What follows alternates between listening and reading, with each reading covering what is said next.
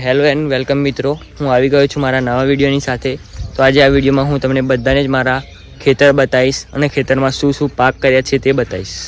જો આ ખેતર દેખાય છે તેમાં કર્યા છે કપાસ. હું તમને નજીકથી બતાવું તો આટલા થઈ ગયા છે કપાસ. આમાં દવા છોટવાનું કામ પણ ચાલુ હતું, કાલે જ પત્યું છે. જો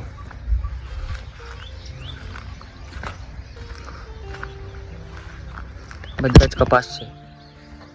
બીજે એક ખેતરમાં હોડિયું કર્યું છે એટલે માટે કે ગાય અને ભેંસોને ખાવા માટે. એ બતાવું.